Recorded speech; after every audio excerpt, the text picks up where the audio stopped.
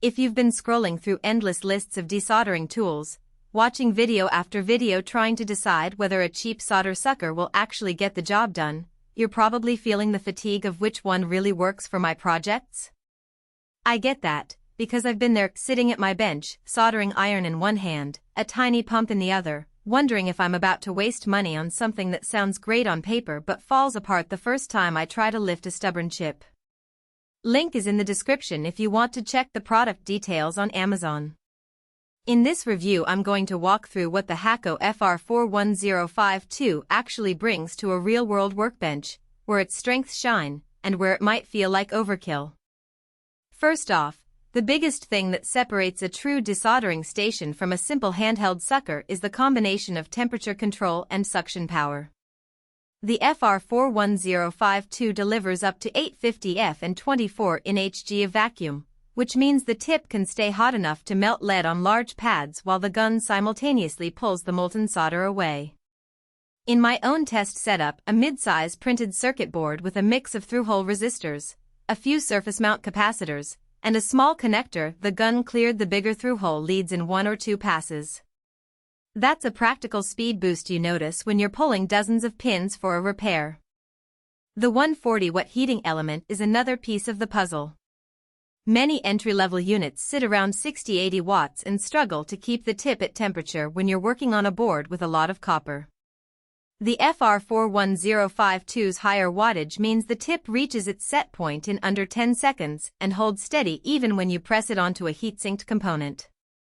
For anyone who has tried to desolder a power MOSFET and watched the tip dip every few seconds, this steadiness is a real time saver. It also translates into less chance of lifting pads or damaging nearby traces because you're not having to wiggle the gun to keep the solder fluid. Now, let's talk about the gun-style handpiece itself. It feels more like a power tool than a delicate soldering accessory, which can be a plus if you're used to a drill press or a Dremel. The ergonomic grip reduces fatigue during longer sessions, and the trigger gives you fine control over suction. In practice, I found the flow rate of 15 L per minute enough to keep the nozzle clear of solidified solder, especially when I used the larger nozzle for the connector pins. The downside? The handpiece is bulkier than the little plastic pumps you see in hobby kits, so it takes up more bench space and can be a bit heavy to maneuver in tight corners. One practical weakness that shows up in real usage is the noise level. The vacuum motor, while powerful, isn't whisper quiet. You'll hear a steady whir that can be distracting in a small workshop. It's not deafening, but if you're sharing a space with others or trying to record a tutorial, you might need to add some ear protection or a simple sound dampening enclosure.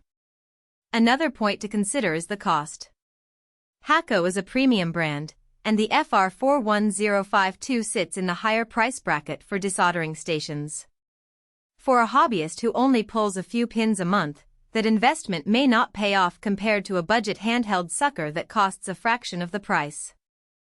Who should actually buy this station? If you run a small electronics repair shop, a makerspace, or you regularly work on boards with large connectors, BGAs, or high-power components, the FR41052 gives you the reliability and speed that can keep your workflow moving. The consistent temperature means you won't have to keep reheating a part, and the strong vacuum reduces the number of attempts needed to clear solder from a joint. It also pairs well with Hakko's line of nozzles and tips, so you can expand the system as your needs evolve. For example, moving from a 2mm nozzle for fine chips to a larger 5mm tip for power connectors.